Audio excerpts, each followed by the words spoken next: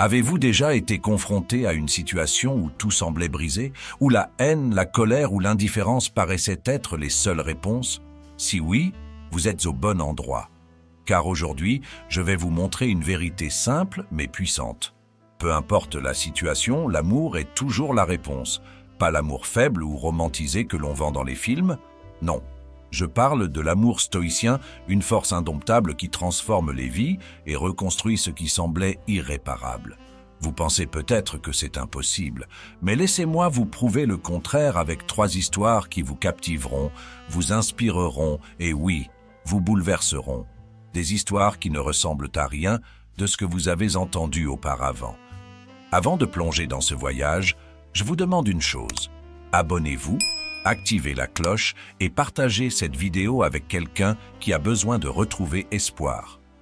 Car ce que vous entendrez aujourd'hui pourrait bien changer une vie, peut-être la vôtre.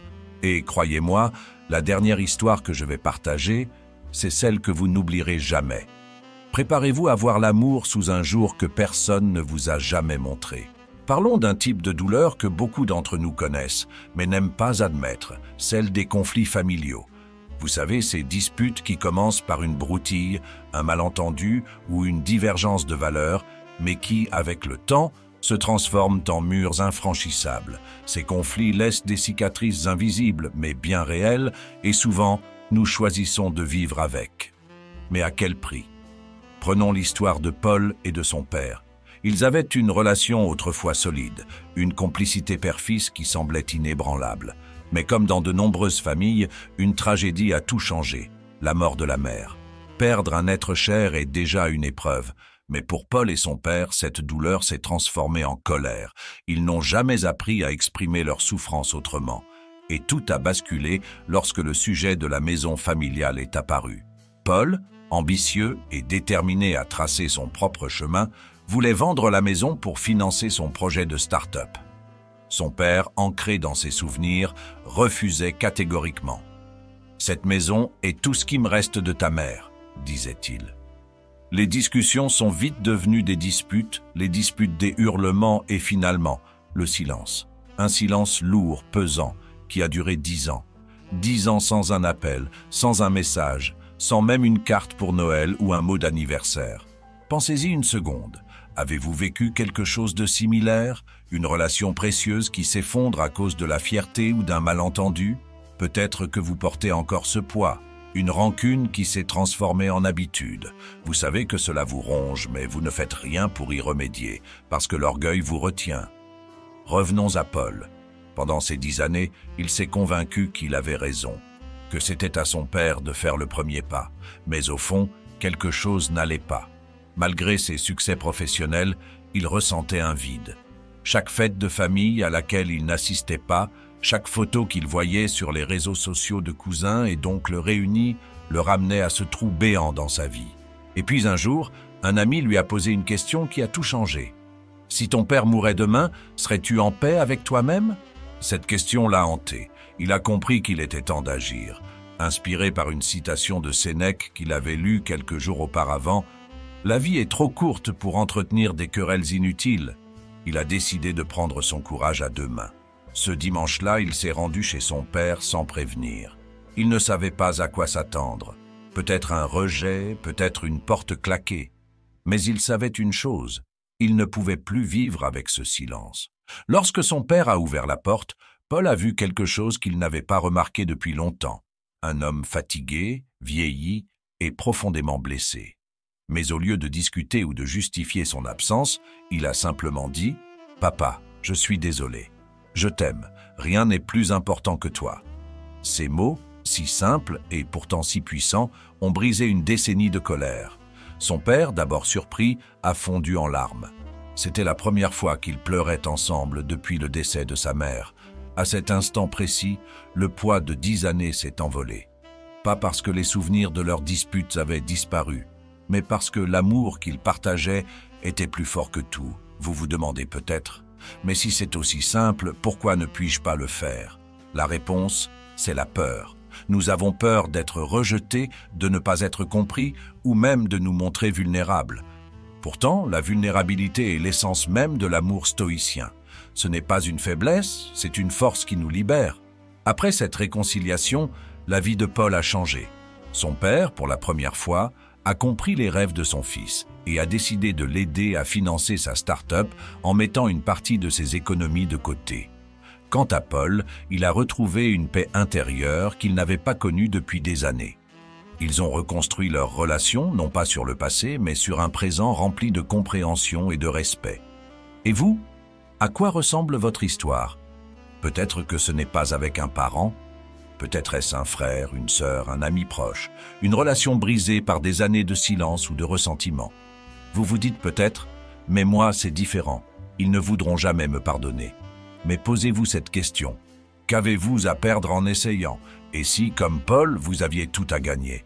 Le philosophe stoïcien Épictète nous rappelle « Ce qui compte, ce n'est pas ce qui vous arrive, mais comment vous choisissez d'y répondre. » Alors, allez-vous continuer à laisser la colère et l'orgueil vous emprisonner, ou allez-vous choisir l'amour? Car l'amour n'est pas une émotion éphémère, c'est un choix, une discipline, une force indomptable. Imaginez-vous prendre votre téléphone aujourd'hui, composer ce numéro et simplement dire « J'ai réfléchi à ce qui s'est passé, je suis désolé, tu comptes pour moi ». Imaginez le soulagement, non seulement pour l'autre personne, mais pour vous-même. Parce que pardonner, ce n'est pas excuser, c'est libérer votre cœur pour avancer. Paul et son père l'ont appris. Leur histoire n'est pas unique. Ce choix, vous pouvez le faire vous aussi. L'amour stoïcien est peut-être la chose la plus difficile à pratiquer, mais c'est aussi la seule qui ait le pouvoir de guérir. Alors, qu'attendez-vous pour faire le premier pas? L'amour n'est pas une faiblesse, c'est la clé de la liberté. Et cette clé est entre vos mains. Si l'amour peut guérir les fractures d'une famille, il peut aussi être la réponse face à l'injustice. Une injustice qui souvent nous laisse amers, remplis de colère et désireux de revanche. Mais est-ce vraiment la voie? Ou existe-t-il une réponse plus puissante, plus audacieuse, capable non seulement de transformer la douleur, mais aussi d'inspirer le changement? C'est l'histoire de Sarah, une femme brillante, dévouée et ambitieuse qui travaillait dur pour gravir les échelons dans son entreprise. Elle avait tout donné, ses heures, ses week-ends, son énergie et même ses rêves personnels pour bâtir une carrière. Mais un jour, tout s'effondre. Alors qu'elle attendait une promotion qui semblait évidente, elle apprend qu'elle a été écartée. La raison? Une décision fondée sur des préjugés, des jeux de pouvoir et un favoritisme injuste. Elle se sent trahie, diminuée et remplie de rage. Sarah aurait pu choisir de se laisser emporter par cette colère.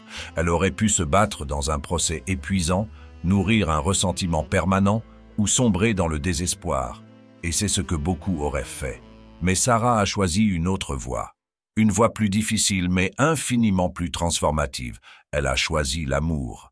Pas un amour pour ceux qui l'ont blessée, mais un amour pour elle-même, pour ses valeurs et pour son potentiel. Elle a quitté l'entreprise, mais au lieu de se lamenter, elle a utilisé cette douleur comme carburant. Elle a créé une organisation dédiée à aider d'autres femmes à surmonter les obstacles professionnels liés à l'injustice et à la discrimination. En un an, elle avait bâti un réseau de soutien qui changeait des vies. Sarah n'a pas simplement réagi à l'injustice, elle l'a transcendée. Cette décision illustre parfaitement ce que Marc Aurèle écrivait. La meilleure vengeance est de ne pas ressembler à ceux qui vous ont blessé. La haine, la rancune et le désir de vengeance sont des chaînes qui nous attachent à nos oppresseurs. L'amour, en revanche, nous libère. Il nous permet de transformer une expérience négative en une force positive. Posez-vous cette question. Combien de fois avez-vous laissé l'injustice vous définir? Combien de fois avez-vous permis aux actions des autres de dicter vos propres choix? Peut-être que vous avez été victime d'un licenciement abusif. Peut-être que vous avez été jugé pour votre apparence, votre origine ou vos choix de vie. Oui, ces injustices sont réelles et elles sont douloureuses. Mais vous avez toujours le pouvoir de choisir votre réponse. L'amour stoïcien n'est pas un amour aveugle ou passif, c'est un amour qui agit. Un amour qui dit « Je refuse de devenir ce que cette injustice veut que je sois ». C'est un amour qui transforme la douleur en force, la colère en détermination et l'injustice en opportunité. Sarah aurait pu rester prisonnière de son amertume, mais en choisissant l'amour, elle a trouvé une paix intérieure et un sens plus profond à sa vie. Et ce n'est pas seulement sa vie qu'elle a transformée. Elle a inspiré des centaines de femmes à croire en elles-mêmes, à se battre pour leurs droits et à ne jamais laisser une injustice les définir. Alors, qu'en est-il de vous? Pensez à une injustice que vous avez subie. Peut-être que c'était au travail, dans une relation ou même dans la société. Ressentez-vous encore cette colère qui vous brûle? Vous accrochez-vous encore à cette douleur, espérant qu'elle se résolve d'elle-même? Vous devez comprendre une chose, tant que vous laissez cette injustice vous contrôler, vous en restez l'esclave. Mais si vous choisissez l'amour, tout change. Choisir l'amour, c'est refuser de laisser vos oppresseurs déterminer votre avenir. C'est utiliser votre douleur comme un outil pour bâtir quelque chose de plus grand. Peut-être que ce n'est pas facile. Peut-être que cela demande du temps. Mais chaque pas que vous faites dans cette direction vous rapproche de la liberté. L'histoire de Sarah est un rappel brutal mais nécessaire. L'amour n'est pas faible. L'amour est un choix audacieux, une décision radicale de ne pas céder à la haine. C'est une arme que vous pouvez brandir dans les moments où tout semble perdu. Alors, qu'allez-vous faire? Laisser l'injustice vous écraser ou choisir l'amour pour construire quelque chose qui dépasse vos rêves les plus fous? Vous avez ce pouvoir, il est temps de l'utiliser. Et si nous élargissions notre regard? Si nous sortions des injustices personnelles et des conflits familiaux pour parler des crises qui secouent le monde entier? Ces moments où tout semble s'effondrer, où l'espoir disparaît et où chacun lutte simplement pour survivre. Dans ces instants-là, l'amour peut-il encore être une réponse? Oui, et c'est même souvent la seule. Prenons l'exemple de Malik, un homme vivant dans une région frappée par une catastrophe naturelle dévastatrice. Une inondation a ravagé son village, emportant les maisons, les écoles et pire encore, des vies humaines. Malik a tout perdu, sa maison, ses biens et même des membres de sa famille. Face à une telle tragédie, qui n'aurait pas sombré dans le désespoir, qui n'aurait pas cédé à la colère en se demandant « Pourquoi moi? Pourquoi ma famille ?» Mais Malik n'a pas choisi cette voie. Il aurait pu s'effondrer. Il aurait pu passer ses journées à pleurer sur ce qu'il avait perdu, à attendre une aide qui peut-être ne viendrait jamais. Mais à la place, il a choisi de donner. Il a pris ce qu'il lui restait, une force intérieure que même la catastrophe n'avait pas pu détruire. Et il l'a utilisée pour aider les autres. Il a commencé par rassembler les quelques provisions qu'il avait pour les distribuer à ses voisins. Puis, il a organisé des groupes d'entraide dans son village pour reconstruire ce qui pouvait l'être. Il a motivé les autres à se relever même quand ils n'en avaient plus la force. Et à mesure qu'il donnait, il recevait quelque chose d'encore plus précieux, un sentiment de but, une paix intérieure qui ne pouvait être détruite par aucune tempête. Ce que Malik nous enseigne, c'est une vérité essentielle. Nous ne contrôlons pas toujours ce qui nous arrive. Les catastrophes, les pertes, les crises mondiales ne demandent pas notre permission pour frapper. Mais ce que nous contrôlons, c'est notre réponse. Et dans les moments où tout semble perdu, choisir l'amour, c'est choisir la survie. Pas seulement pour soi, mais pour ceux qui nous entourent. Le stoïcien Épictète disait « Ce n'est pas ce qui t'arrive, mais comment tu y réponds qui compte ». Malik aurait pu s'effondrer, mais il a choisi de se relever. Il aurait pu garder le peu qu'il avait pour lui, mais il a choisi de donner. Et ce choix n'a pas seulement changé sa vie, il a redonné espoir à tout un village. Imaginez un instant, si nous choisissions tous l'amour dans les moments de crise, que pourrions-nous accomplir? Ces catastrophes qui divisent les communautés, ces épreuves qui nous isolent, pourraient devenir des opportunités de nous unir, de bâtir quelque chose de plus grand. Et vous, que feriez-vous dans une telle situation? Peut-être que vous n'avez pas vécu une inondation ou un tremblement de terre, mais nous faisons tous face à nos propres crises. Une perte d'emploi, une maladie, un revers de fortune. Ces moments où vous avez l'impression que le monde entier s'écroule. Posez-vous cette question. Dans ces moments, est-ce que je choisis l'amour ou est-ce que je laisse la peur et le désespoir me consumer? Malik n'est pas un héros de film. C'est un être humain comme vous et moi. Ce qui le distingue, c'est qu'il a compris une chose fondamentale. L'amour, même dans les pires moments, n'est jamais une faiblesse. C'est une force. Une force qui vous permet de tenir, de reconstruire et parfois même d'inspirer les autres à faire de même. Le monde d'aujourd'hui a besoin de plus de Malik. Nous vivons une époque où les crises semblent se succéder sans fin. Économique, écologique, sociale. Mais dans chaque crise, il y a une opportunité de choisir la peur ou l'amour, une opportunité de s'effondrer ou de se relever. Alors, je vous demande, quel choix ferez-vous la prochaine fois que la vie vous mettra à l'épreuve? Resterez-vous prisonnier de votre douleur ou utiliserez-vous cette douleur pour construire quelque chose de plus grand? Malik a choisi l'amour. Et grâce à ce choix, il n'a pas seulement survécu, il a aidé d'autres à survivre aussi. Et vous pouvez faire de même. Vous en avez le pouvoir, vous l'avez toujours eu. Vous voyez, l'amour n'est pas juste une idée noble ou un concept abstrait. C'est une force vivante, une décision, une discipline. Nous l'avons vu dans les conflits familiaux, face à l'injustice et même dans les crises mondiales. À chaque fois, l'amour a été la clé. Pas parce qu'il est facile, mais parce qu'il est nécessaire, parce qu'il est le seul chemin qui mène à la guérison, à la reconstruction, à la véritable liberté. Alors posez-vous cette question, où dans votre vie avez-vous laissé la haine, la colère ou la peur prendre le dessus? Est-ce dans une relation brisée, une blessure non guérie, ou face à une situation que vous jugez injuste? Quelles chaînes vous empêchent aujourd'hui d'avancer, de vivre pleinement?